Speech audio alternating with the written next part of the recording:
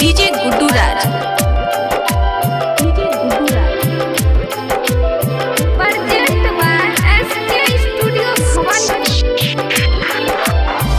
फैले corona virus पूरा भारत देश में मच गेल पूरा तबाही हो। घरवा में बैठल रही सुना बाबू भैया, दुआ तू मंझा भगवान से। घरवा में बैठल रही सुना बाबू भैया, दुआ तू मंझा भगवान से।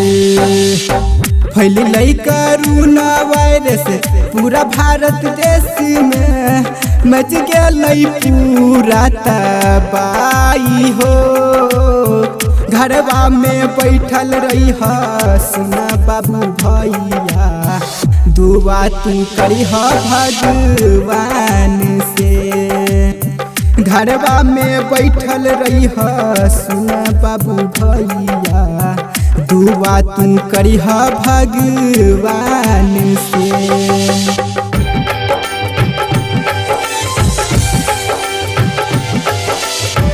जान बचत हो तो सुनो लाखों कमाई भो, बच के तू रही महामारी से। घरवा में बैठल रही सुना बाबू भैया, दुआ तू करी भगवान से। घरवा में बैठल रही सुना बाबू भैया, दुआ तू करी भगवान से। फैले कोरोना वायरस पूरा भारत देश में मच गेल पूरा तबाही हो। घरवा में बैठल रही सुना बाबू भैया, दुआ तू मंझा भगवान से। घरवा में बैठल रही सुना बाबू भैया, दुआ तू मंझा भगवान से। डीजे गुड्डू राज।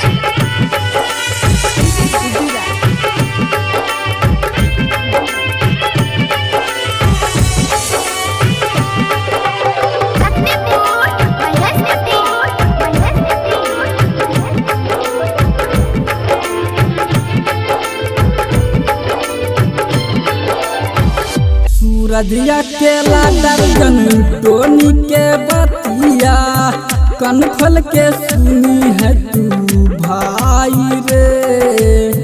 घरवा में बैठल रही सुना बाबू भैया, दुआ तू मंझा भगवान से। घरवा में बैठल रही सुना बाबू भैया, दुआ तू मंझा भगवान से।